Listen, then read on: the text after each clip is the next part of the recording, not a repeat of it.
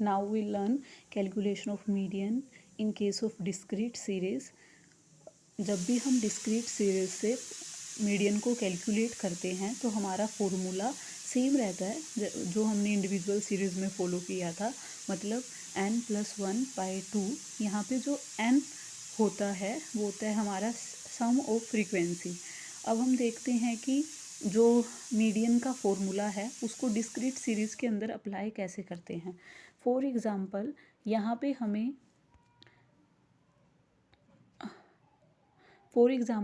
पे हमें discrete series given है जिसके अंदर हमारा x वेरिएबल गिवन है जो है 45 से 52 तक, और हमें दूसरे में फ्रीक्वेंसी भी गिवन है जो है हमारी 23 से 4 तक। ओके, तो अब हमें मीडियन की कैलकुलेशन करनी है डिस्क्रीट सीरीज़ के अंदर। हमारे जो स्टेप हैं वो सेम रहेंगे जो हमने इंडिविजुअल सीरीज़ के अंदर फॉलो किए हैं। फॉर एग्ज़ाम्पल, सबसे पहले हम सीरीज़ को या तो असेंडिंग ऑर्डर में या डिसेंडिंग ऑर्डर में अरेंज करेंगे। जैसे यहाँ पे हमें अरेंज करने की ज़रूरत नहीं है क्योंकि इस एग्ज़ाम्पल के अंदर जो हमारी सीरीज़ गिवन है, एक्स वेरिएबल को देखेंगे हम, यहाँ पे जो हमारी सीरीज़ गिवन है ऑलरेडी असेंडिंग ऑर्डर में है, तो हमें इसको अरेंज करने की कोई ज़रूरत नहीं है। अगर ये असेंडिंग ऑर्डर में नहीं है तो पहले हम इसको असेंडिंग ऑर्डर में अरेंज करेंगे, उसके बाद हम अपने नेक्स्ट स्टेप को फॉलो करेंगे।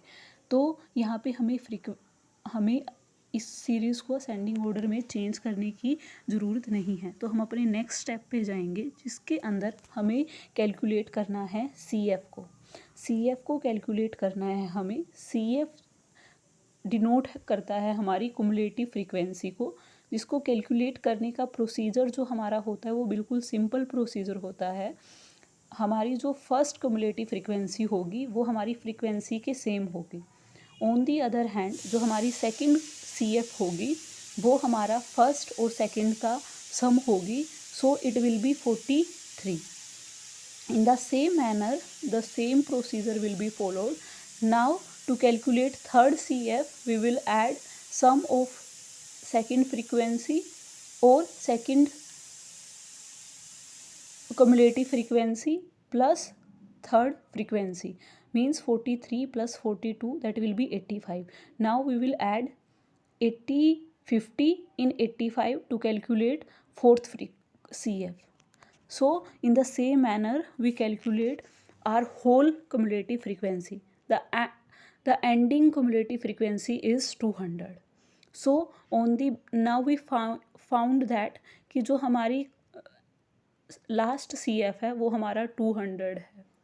यहाँ पे हमें एक नेक्स्ट थिंग जो हमें याद रखनी है वो क्या होती है, जो हमारा सी एफ लास्ट वाला आया है वो उसका जो सम है 200 वो हमारी फ्रीक्वेंसी का भी सम होगा। मतलब अगर हम 23, 20, 42, 15 सभी को ऐड करेंगे तो हमारा सम ऑफ एफ भी हमारा क्या आएगा, 200 आएगा। सो यहाँ पे हमारा एन क्या हो गया, 200 हो गया। ठीक है, तो हम इस चीज़ को हमारे फॉर्मूले के अंदर अप्लाई करेंगे जो हमारा है n+1/2 मीन्स 200 + 1/2।